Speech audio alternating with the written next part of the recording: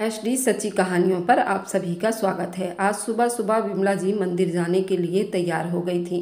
वह रोज नियम के हिसाब से मंदिर जाती थी। सभी दरवाज़ा हल्का सा खुला ही था कि उनकी बहू रोहिणी अपने पति संजीव से कहने लगी, मैं तो रोज़ सुबह की खटपट से परेशान आ गई हूँ। सुबह सुबह सोने भी नहीं देती तुम्हारी माँ। खुद तो नहा धोकर मंदिर के लिए निकल जाती हैं और दिन भर मैं ही सारा काम करने में लगी रहती हूँ। सारे घर का काम मुझे ही देखना होता है। लेकिन विमला, ऐसा तो नहीं है, पूरे घर का काम तुम ही करती हो। झाड़ू पोछा बर्तन के लिए तो काम वाली बाई रखी हुई है और मुझे मालूम है कि सब्जी साफ करना और काटने जैसे कुछ काम तो मेरी माँ भी करवा देती हैं। लेकिन तुम हो कि सुबह सुबह चिल्लाना शुरू कर देती हो। अजी, झाड़ू पोछा और बर्तनों के अलावा और भी बहुत सारे घर के काम होते हैं। तुम्हारी माँ तो मंदिर में 3-3 घंटे लगाकर आती है। इतने तक तो मैं सारा काम निपटा चुकी होती हूँ। मुझे तो एक बात समझ नहीं आती, जब इस घर में दिल लगता ही नहीं तो तुम इन्हें किसी वृद्ध आश्रम में क्यों नहीं छोड़कर आ जाते। वहाँ इन्हें उनकी उम्र की सहेलियाँ भी मिल जाएंगी। रोहिणी, मैं तुमसे कितनी बार कह चुका हूँ कि मेरी माँ के बारे में ऐसी बातें मत किया करो। मुझे तो समझ नहीं आता कि मैं तुमसे बात करके सिर्फ खपाई क्यों कर रहा हूँ। तुम्हारा तो ये रोज़ रोज़ का काम है। अब थोड़ी देर शांति से मुझे सोने दो। विमला जी अपने बेटे और बहू की सारी बातें सुन चुकी थी, लेकिन वह जानती थी कि ये तो उनकी बहू का रोज़ का काम है। उसने घर का माहौल ही ऐसा बना रखा था कि वहाँ कोई शांति से रह ही नहीं सकता था। इसलिए थोड़ी देर शांति रहने के लिए विमला जी मंदिर चली जाया करती थी। बरसों पहले उनके पति की मृत्यु हो चुकी थी। इकलौते बेटे संजीव के अलावा उनका था ही कौन। संजीव उन्हें शादी के 8 सालों के बाद मिन्नतें मांग मांग कर मिला था। यदि वे उसके साथ ना रहती तो फिर कहाँ जाती। संजीव भी अपनी माँ का पूरा पूरा ख्याल रखता था। संजीव और रोहिणी का एक बेटा था राजू, जिसे अपनी दादी माँ का साथ बहुत सुहाता था। लेकिन संजीव की पत्नी रोहिणी को अपनी सासू माँ फूटी आंख नहीं सुहाती थी। जब भी विमला जी अपने पोते के साथ हंसती बतियाती तो बहू की घूरती नज़रें उनकी हंसी को वहीं दबा देती थी और वह सहम कर रह जाती थी। राजू अपनी दादी से इतना अधिक प्यार करता था, एक पल भी वह उनके बिना बिताना नहीं चाहता था। यही बात रोहिणी को अच्छी नहीं लगती थी। संजीव जब भी शाम को दफ्तर से लौट कर आता तो अक्सर उनके सामने एक ही रट लगाए रखती थी कि मैं तो तुम्हारी माँ का काम करते करते थक चुकी हूँ। तुम्हारी माँ तो दिन भर पड़े पड़े खांसती रहती हैं। अब मुझे उनसे छुटकारा चाहिए। विमला जी की हमेशा यही कोशिश रहती थी, उनकी बहू पर काम का बोझ कम से कम रहे। तबीयत ठीक रही तो वह बहू के साथ उनके काम में हाथ बटा दिया करती थी। जब भी काम वाली बाई छुट्टी पर रहती तो बिना देरी किए बर्तन भी साफ कर दिया करती थी। लेकिन बहू पर तो जैसे उन्हें वृद्ध आश्रम भेजने का भूत सवार हो गया था, जिसका कारण घर में हमेशा कलह का वातावरण रहता था। पर संजीव ये बात मानने को बिल्कुल भी तैयार नहीं था। इसी प्रकार ही काफ़ी समय व्यतीत हो रहा था। आज रोहिणी के कुछ रिश्तेदार उनके घर आए हुए थे तो विमला जी को उसी समय खांसी चढ़ गई थी। काफ़ी देर जोर जोर से खांस रही थी। उस समय तो रोहिणी ने कुछ नहीं कहा, लेकिन रात को जब संजीव घर लौटा, रोहिणी ने फिर से हंगामा शुरू कर दिया और जिद ठान ली कि वह अब माँ जी को वृद्ध आश्रम भेज कर ही दम लेगी। रात को जब सब लोग सो रहे थे तो संजीव पानी पीने के लिए अपने कमरे से बाहर आया। उसने देखा तो माँ के कमरे की बत्ती जल रही थी। संजीव ने अंदर जाकर देखा तो उसकी माँ किसी गहरी सोच में गुम थी। संजीव अपनी माँ के पास जाकर उसकी गोद में सर रखकर लेट गया। क्या हुआ माँ, कोई परेशानी है? बेटा, मैं सोच रही थी केवल मेरी वजह से तुम दोनों में रोज कलेश होता है। घर का वातावरण बोझिल हो चुका है। बेटा, मैं तो अपनी ज़िंदगी जी चुकी हूँ। अब मेरी केवल एक ही इच्छा है कि तुम सब हंसी खुशी से रहो। इसलिए मैं चाहती हूँ कि तुम मुझे हरिद्वार किसी वृद्ध आश्रम में छोड़कर आ जाओ। लेकिन माँ, मैं जीते जी आपको अपने से अलग कैसे रख सकता हूँ? मुझे तो आप मेरी जान से भी ज़्यादा प्यारी हो। आज जो कुछ भी हूँ केवल आपके ही परिश्रम का फल है। मैं आपके घर से कभी मुक्त नहीं हो सकता। लेकिन बेटा, इस घर का कलह भरा वातावरण मुझे रास नहीं आ रहा है। मैं केवल कुछ ही समय के लिए वहाँ जाना चाहती हूँ। जब इस घर का वातावरण शांत हो जाएगा तो मुझे वापस ले आना। मेरी हवा पानी बदल जाएगी तो मुझे भी अच्छा लगेगा। और आजकल तो वैद्य आश्रमों में भी अच्छी सुविधाएं दी जाती है। मुझे भी वहाँ अपनी उम्र के लोग मिल जाएंगे तो मेरा भी दिल लगा रहेगा। तुम लोगों को जब भी मेरी याद आए तो मुझे मिलने आ जाना। बात सुनते ही लगातार उनके चेहरे की तरफ देख रहा था। उनके चेहरे पर मुस्कुराहट थी, लेकिन उनकी आंखों में छुपा हुआ आंसुओं का सैलाब संजीव साफ साफ देख पा रहा था। हालातों से मजबूर संजीव आकर अपने बिस्तर पर लेट गया। आंखों की नींद तो अब गायब हो चुकी थी। माँ के बारे में सोचते सोचते संजीव अतीत के पन्ने पलटने लगा। वह करीब 4 साल का ही था तब उसके पिता का देहांत हो गया था। उनकी माँ विमला जी पर रिश्तेदारों ने दूसरी शादी करने का दबाव बनाया, लेकिन उन्होंने फैसला किया कि वे दूसरा विवाह न करें, अपने बेटे संजीव का ही पालन पोषण करें और अपने बेटे को माँ और पिता दोनों का प्यार देंगी। पढ़ी लिखी तो ज़्यादा नहीं थी, लेकिन खाना बहुत अच्छा बनाती थी, इसलिए घर के पास ही एक ढाबे पर रसोई का काम करने लगी थी।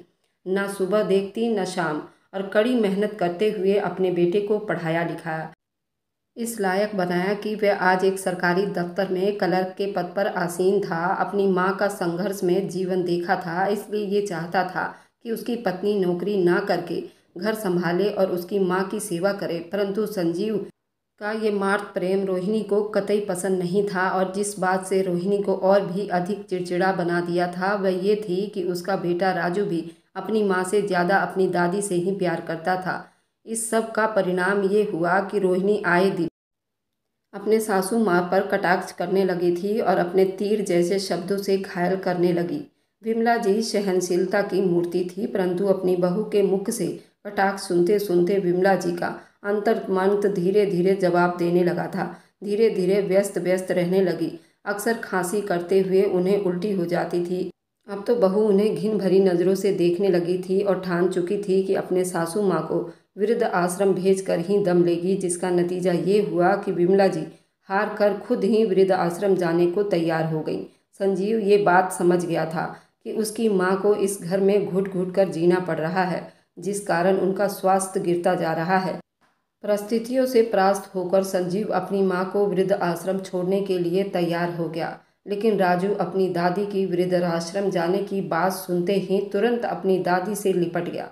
मैं दादी को कहीं नहीं जाने दूंगा, दादी मेरे साथ रहेंगी, चिल्लाते हुए वे जोर जोर से रोने लगा।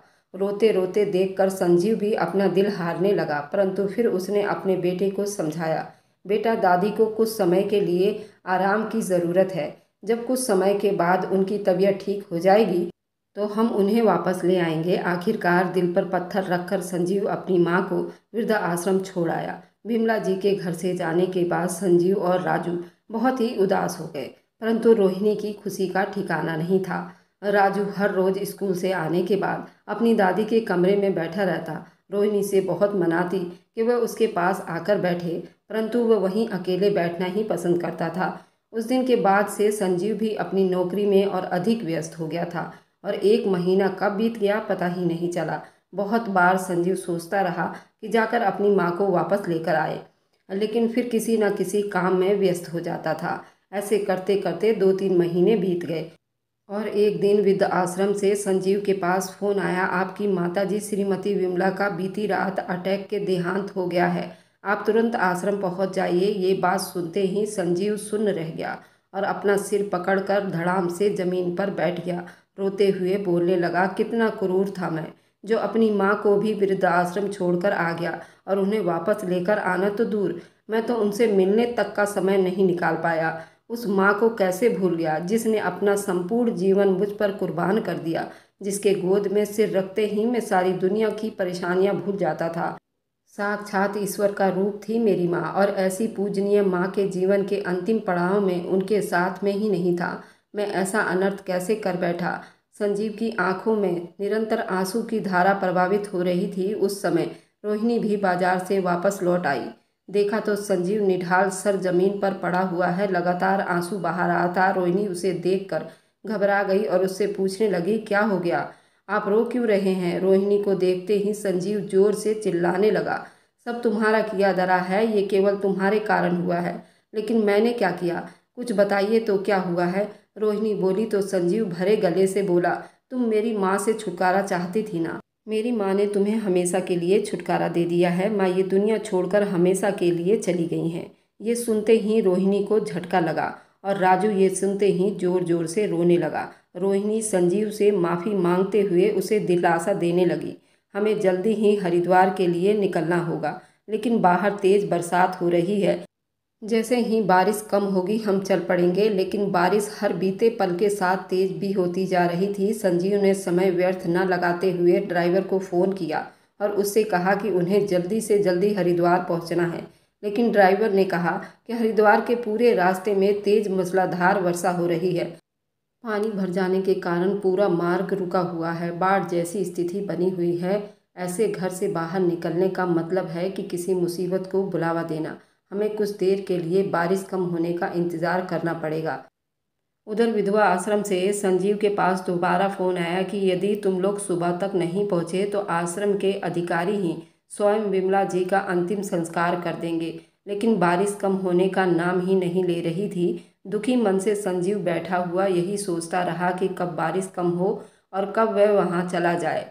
अपने अंतर आत्मा से भरा हुआ केवल उस समय को कोस रहा था जब अपनी माँ को वृद्ध आश्रम में छोड़ आया था। सारी रात बीत गई और सुबह हो चुकी थी, लेकिन अभी तक मूसलाधार बारिश नहीं रुकी थी। जब सुबह तक उनका जाना संभव नहीं हो पाया तो आश्रम में उनकी माँ का संस्कार कर दिया गया। करीब 2 दिन बीतने के बाद संजीव अपने परिवार के साथ आश्रम पहुंचा और अपनी माँ की अस्थियां गंगा में प्रवाहित करते हुए कलापते हुए खाली हाथ वापस आ गया। घर आकर संजीव और रोहिणी बहुत दुखी थे। संजीव का किसी काम में मन नहीं लग रहा था, लेकिन इस घटना ने राजू को तो झकझोर कर रख दिया था। उसका बचपन जैसे ही गुम हो गया था।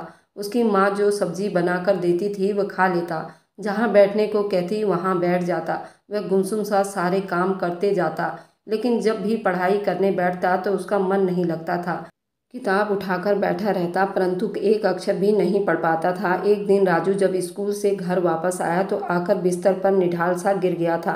रोहिणी ने देखा तो उसे बुखार था। एक थर्मामीटर लगाने पर पता चला कि बुखार 103 डिग्री था। रोहिणी घबरा गई और तुरंत संजीव को फ़ोन किया। जल्दी से उसे डॉक्टर के पास लेकर गए और दवाइयाँ दी, परंतु बुखार उतरने का नाम ही नहीं ले रहा था।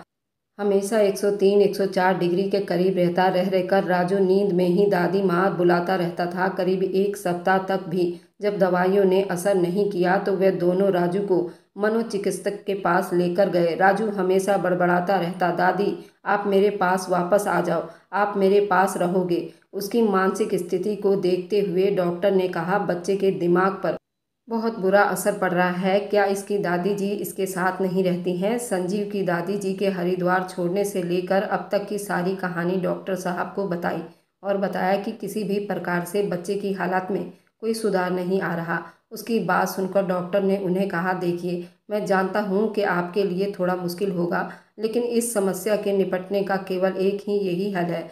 आपको किसी बूढ़ी महिला को राजू की दादी बनाकर लाना होगा। राजू पूरी तरह ठीक नहीं हो जाता। डॉक्टर साहब द्वारा बताई गई योजना संजीव और रोहिणी को कुछ अटपटी सी लगी थी, लेकिन वे अपने बच्चे के जीवन के लिए कुछ भी करने को तैयार थे। काफ़ी कोशिश के बाद भी कोई बूढ़ी महिला नहीं मिली जो राजू की दादी बन सके। फिर रोहिणी ने संजीव से कहा, क्यों ना किसी वृद्ध आश्रम से दादी जी का इंतजाम किया जाए। विधि का विधान तो देखिए, जो रोहिणी राजू की सगी दादी को बोझ समझकर वृद्ध आश्रम छोड़कर आई थी, आज वही रोहिणी अपने बच्चे के जीवन की खातिर किसी अन्य महिला को वृद्ध आश्रम से लाने को तैयार हो गई थी। डॉक्टर के सहयोग से हिसार के एक वृद्ध आश्रम के संचालक से बात की। उन्होंने बताया कि उस दिन पहले ही एक वृद्ध उनके आश्रम में आई है, जिसका कोई सगा संबंधी मिलने नहीं आता। कुछ समय पहले उन्हें सिर में चोट आई थी, जिस वजह से उनकी याददाश्त खो चुकी है। वे अकेली हैं। अगर आप उन्हें घर में रखेंगे तो उनको कोई असुविधा नहीं होगी। वे बहुत ही हंसमुख है। संजीव डॉक्टर साहब के साथ गोमती जी से मिलने गया, जो कि दादी बन रही थी, तो देखा वह बहुत मोटी है। उनके सिर के बाल भी छोटे थे और वह चश्मा लगाती थी। उनके चेहरे पर कुछ चोट के निशान भी थे। वहाँ से आने के बाद संजीव ने डॉक्टर साहब को बताया, मेरी माँ के बाल बहुत लंबे थे, वह बहुत ही पतली थी और चश्मा नहीं लगाती थी। पता नहीं राजू ने अपनी दादी मानेगा या नहीं। डॉक्टर साहब ने कहा, आप सब कुछ मुझ पर छोड़ दीजिए। डॉक्टर साहब ने गोमती जी उनके अपने पास बिठाकर उन्हें राजू से मिलवाया। राजू ने पूछा कि आप तो भगवान जी के पास चली गई थी ना, फिर आप वापस कैसे आ गई और आप इतनी मोटी कैसे हो गई? आपके बाल कहाँ गए? डॉक्टर ने कहा, राजू तुम बीमार हो गए थे ना, इसलिए भगवान जी ने उन्हें तुम्हारे लिए वापस भेज दिया है। यहाँ आश्रम में उन्होंने अपना खूब ध्यान रखा। खूब एक्सरसाइज करके उनकी सेहत बहुत अच्छी हो गई है। इसके साथ रहकर तुम भी उनके जैसे ही स्वस्थ हो जाओगे। ये बात सुनकर राजू बहुत ही खुश हुआ और दादी जी के गले लग गया। फिर अपनी माँ को कहने लगा, मम्मी मुझे बहुत भूख लगी है, घर चलो, मैं और दादी एक साथ खाना खाएंगे। उसकी बात सुनकर रोहिणी मन ही मन बहुत संतुष्ट हुई, लेकिन उसकी अंतरात्मा उसे धिक्कार रही थी कि काश वह अपनी सास के साथ दुर्व्यवहार ना करती तो उसे आज ये दिन ना देखना पड़ता। गोमती जी बहुत जल्द ही उस घर में रस बस गई और राजू भी उनके साथ बहुत जल्दी घुल मिल गया। सब कुछ पहले जैसा होने लगा, लेकिन रोहिणी अब पहले जैसी नहीं रही थी। वह ना तो दादी जी को कोई कड़वी बात कहती थी और ना ही उन्हें समझती थी, बल्कि उनका पूरा ध्यान रखती थी। लेकिन राजू को अपनी दादी जी में एक परिवर्तन नजर आया। सोचने लगा कि उनकी दादी तो उसे हिंदी विषय पढ़ाती थी, लेकिन अब वह सब कुछ भूल गई हैं। संजीव ने उसे समझाया कि अब दादी जी पहले से ज़्यादा बूढ़ी हो गई हैं और इस उम्र में याददाश्त कमज़ोर हो ही जाती है, इसलिए तुम्हें पढ़ा नहीं पाती हैं। फिर राजू कहने लगा, कोई बात नहीं पापा, फिर भी मैं बहुत खुश हूँ। अब मम्मी भी दादी जी को डांटती नहीं है। संजीव के मन में एक बहुत बड़ी कसक रह गई थी। काश ऐसा वातावरण मेरी माँ के समय भी होता। उसे रह रहकर अपनी माँ की याद कचोटती रहती थी और बार बार उसका मन लज्जित हो उठता था। कभी कभी तो अकेले में दुख से कतार होकर उसकी आंखों में आंसू मर जाते थे। आज संजीव सुबह उठा तो अपनी माँ को याद करके उदास हो गया। तभी राजू उनके सामने मुस्कुराता चेहरा लेकर आ गया था। सुबह उठा तो अपनी माँ को याद करते, क्या पापा आप रो रहे हैं? अब तो दादी भी हमारे पास आ गई हैं। पापा, मेरे पास आपकी उदासी दूर करने का एक बहुत अच्छा आइडिया है। आज ऑफिस नहीं जाएंगे, हम सब शॉपिंग पर चलेंगे। मेरी और दादी की मनपसंद चीज़ भी खरीद कर लाएंगे। शाम को हम सब पार्क जाएंगे। संजीव भी बहुत उदास था तो कुछ देर सोचकर बोला, चलो भाई, आज तुम्हारी बात ही मान लेते हैं। इतना सुनते ही राजू खुशी से उछल गया। सभी लोग जल्दी से तैयार होकर शॉपिंग के लिए निकल पड़े। सभी का दिल उमंग और प्रसन्नता से भरा हुआ था। शॉपिंग के बाद उन्होंने रेस्टोरेंट में खाना भी खाया था और शाम को पार्क में खूब मस्ती की। जब घर लौटने का समय हुआ तो सभी लोग गाड़ी में बैठने लगे। संजीव और रोहिणी गाड़ी में बैठ चुके थे और दादी जैसे ही गाड़ी का दरवाज़ा खोलने लगी तो राजू ने देखा कि सड़क के दूसरी ओर आइसक्रीम पार्लर था। उसने अपनी दादी से कहा, दादी आइसक्रीम खानी है, चलो ना। ऐसा करते ही वे उनका हाथ पकड़कर तेजी से दौड़ने लगा था। दादी ने देखा सामने से तेज गति कार बेकाबू होकर आ रही थी और राजू को बचाने के इरादे से उन्होंने उसका हाथ तेजी से पीछे की और खींचा। राजू के गाड़ी से बच गया, लेकिन दादी माँ को गाड़ी से टक्कर लगी। वे कुछ दूरी पर जाकर गिरी और उनके सर से खून की धारा बह निकली। रोहिणी और संजीव एकदम घबरा गए। क्षण भर की देरी ना करते हुए भी उन्हें लेकर पास के अस्पताल में पहुंचे। उन्होंने वृद्ध आश्रम के संचालक को भी शीघ्र अस्पताल आने को कह दिया। डॉक्टर ने तुरंत उनका इलाज शुरू कर दिया और बताया कि उन्हें सिर पर ज़्यादा चोट आई है, जबकि शरीर पर ज़्यादा चोट नहीं है। कुछ समय बाद वृद्ध आश्रम के संचालक भी पहुंच गए। संजीव ने देखा कि दादी जी के होंठ कँपकपा रहे थे और वे गुड्डू गुड्डू बोलने लगी। संजीव को ये शब्द सुनकर अपने कानों पर विश्वास नहीं हुआ, क्योंकि ये उनके बचपन का नाम है और इस नाम से केवल उसे उनकी माँ ही पुकारा करती थी। संजीव हैरान रह गया और बोला, इस नाम से तो मुझे मेरी माँ पुकारा करती थी। वृद्ध आश्रम का संचालक तुरंत ही सारा मामला समझ गया और बोला कि कुछ समय पहले इन माता जी का एक्सीडेंट हो गया था। उनके सिर पर गंभीर चोट आई थी, जिसकी वजह से उनकी स्मृति चली गई थी। मुझे लगता है कि वापस उसी जगह चोट आने के कारण उनकी स्मृति वापस लौट आई है। थोड़ी देर में दादी जी को होश भी आ गया था और उन्हें सभी को पहचान लिया था और संजीव को देखते ही उनके आंखों में आंसू आ गए थे। संजीव तुरंत अपनी माँ से लिपट गया और रोते हुए बोला, माँ अब हम कभी नहीं बिछड़ेंगे। जिंदगी भी हमारे प्यार के समक्ष हार गई है माँ, क्योंकि जिस इंसान का दाह संस्कार हो चुका हो वह इंसान साक्षात जीवित सामने हो तो इससे बड़ा सच और क्या हो सकता है इस संसार में। अपने बेटे राजू को देखकर संजीव बोला, बेटा तुम्हारी दादी अब बिल्कुल ठीक हैं। राजू ये सुनकर खुशी के मारे उछल पड़ा और सॉरी दादी कहकर अपनी दादी से लिपट गया। रोहिणी भी रोते हुए सासू माँ से अपने व्यवहार के लिए क्षमा याचना करने लगे। इस कारण उद्देश्य को देखकर वहां उपस्थित सभी लोगों का मन भर आया। सभी लोग संजीव और उसके परिवार को खूब बधाई दे रहे थे। पूरे परिवार की खुशी का ठिकाना नहीं रहा। लेकिन हैरानी की बात तो ये थी कि आश्रम वालों से इतनी बड़ी गलती कैसे हुई। ये जानने के लिए संजीव ने हरिद्वार के आश्रम में फ़ोन किया और पूरी घटना बताई और गलती कहाँ पर हुई उसकी जानकारी मांगी। तो अगले दिन संचालक ने आकर जो कुछ बताया वह आश्चर्यजनक था। आश्रम में विमला नाम की 2 महिलाएं थीं। इत्तेफाक की बात थी कि जिस दिन विमला देवी की मृत्यु हुई उसी दिन ही आपकी मां की यानी कि विमला वर्मा की का पैर फिसल जाने के कारण सिर में गहरी चोट लगी थी। क्योंकि चोट गहरी थी इसलिए इलाज के लिए उन्हें सिर के अस्पताल में भेज दिया गया था और इलाज के बाद उन्हें वहां के विधवा आश्रम में ठहराया गया था। विमला देवी जी का कोई भी सगा संबंधी नहीं था और आश्रम के प्रमुख देखरेख करने वाले साधु राम जी का तबादला भी हो चुका था। उनके स्थान पर जो नए सज्जन आए थे उनकी अंतर्विभाजन के कारण रजिस्ट्री के नाम के साथ दिए गए विवरण पर ध्यान न देने के कारण ये स्थिति उपस्थित हो गई थी। हिसार के वृद्ध आश्रम में आपकी माताजी गोमती जी के नाम से ही प्रसिद्ध हो गई। ठीक होने के बाद स्मृति दोष व अधिक मस्त रहने के कारण उनका शरीर मोटा हो गया। चेहरे पर चोट लगी थी इसलिए चेहरे पर निशान पड़ गया और सर की चोट के कारण उनके बाल भी छोटे कर दिए गए थे। दृष्टि कमजोर होने के कारण आंखों पर चश्मा चढ़ा दिया गया था। कुदरत का ये करिश्मा देखकर सब लोग हक्के बक्के रह गए थे। उन्होंने सपने में कल्पना भी नहीं की थी कि उनकी वह माँ जिसकी वे अस्थियां विसर्जन भी कराए थे उन्हें जीवित मिलेगी। परंतु अब उनकी अनुपस्थिति में उनका परिवार में काफ़ी महत्व बढ़ने लगा था। भली भांति जान चुके थे और उधर रोहिणी ये सोच सोचकर शर्म से डूबी जा रही थी। जिस माँ को वह बोझ समझकर वृद्ध आश्रम छोड़ आई थी आज असल में उसी माँ ने उनके बेटे को जीवन दान दिया था। संजीव और रोहिणी दोनों मन ही मन में इस घटना के लिए स्वयं को दोषी मान रहे थे, परंतु दूसरी ओर उनके मन में तसल्ली थी कि आज दादी माँ के कारण ही उनका बेटा राजू उनके सामने सही सलामत खड़ा था।